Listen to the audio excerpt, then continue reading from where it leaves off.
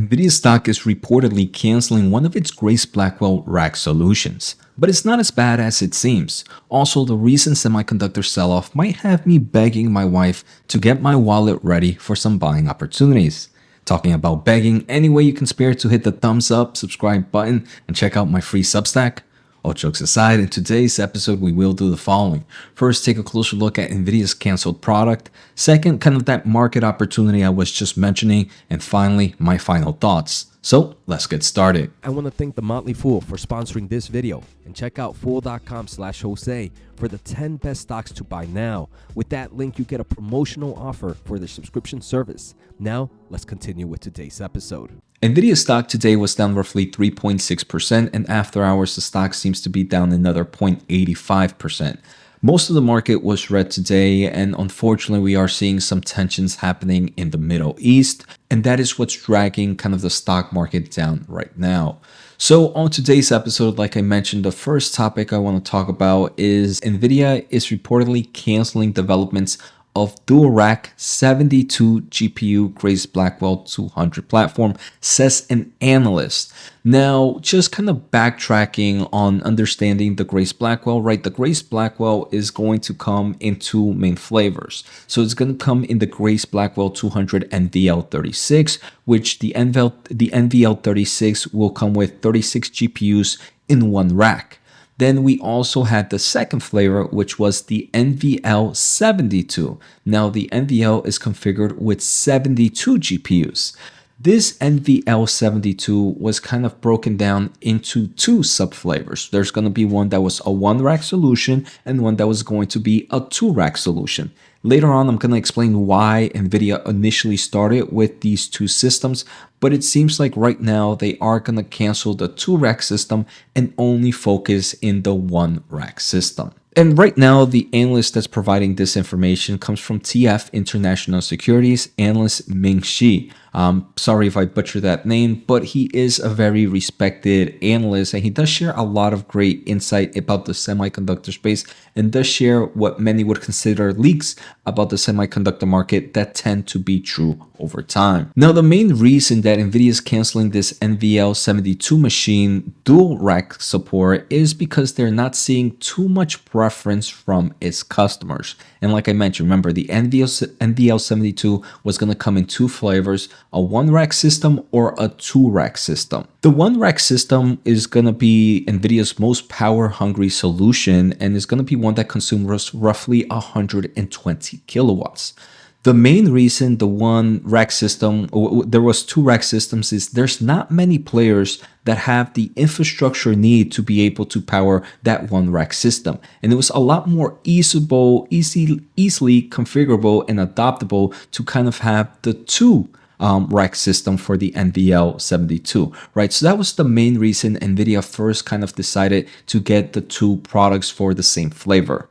Now it seems, right, the only people really buying these types of machines are the big dogs like Microsoft, like Google, like Amazon. And it seems like Microsoft has made a clear preference over the NVL72 one rack system over the two rack system. And one of the main reasons is, unfortunately, the biggest con with the two rack system is, while it is more compatible to a lot of data centers, because you're running two racks in this one system, you're actually needing a little bit more products and technology within those two racks, and that's consuming more power. So that one was reportedly about 132 kilowatts versus the single solution of 120 kilowatts. So obviously right now in this power hungry market that we're in, especially in the data center, big players like Microsoft are going to be able to squeeze all the power that they can, and for them it seems like the one rack system is the better choice. Now this analyst does have some maybe small negative news for investors. Based on his supply chain servers, he believes that mass production of the NVL72 may be delayed until the second half of 2025 versus Nvidia's optimistic target of the first half of 2025. Remember, this is a sub-product within the Grace Blackwell. The Grace Blackwell 200 superchip and the Blackwell platform superchips has so many products. So it's not that this would necessarily be a negative thing for Nvidia. We know that Nvidia's products are in such high demand And hopefully not many people are trying to fear monger this news, as this is probably a nothing burger in my opinion. Before we go any further, I am offering a free ebook and $10 off if you use my YouTube code YouTubeQ3 to purchase my new Q3 earnings book. We know Q3 earnings in the semiconductor market is starting pretty soon. And if you want to stay up to date, make sure to check out moresemiinvesting.com or check out the pinned comment below. All right, so now that we're done talking about Nvidia, I want to talk a little bit about an opportunity I believe is coming in the semiconductor market, and that is the semiconductor equipment play. So we can see from September 26th of 2024, Semi, which is a huge investment firm in the semiconductor market, expects that spending of semiconductor fab equipment to grow dramatically in the upcoming years. In 2024, it's expected to grow 4% versus 2023 to $99.3 billion. In 2025, it's expected to grow 20% to $123 billion, surpassing the $100 billion rate for the first time. And then in 2026, expected to grow another 11% to $136 billion.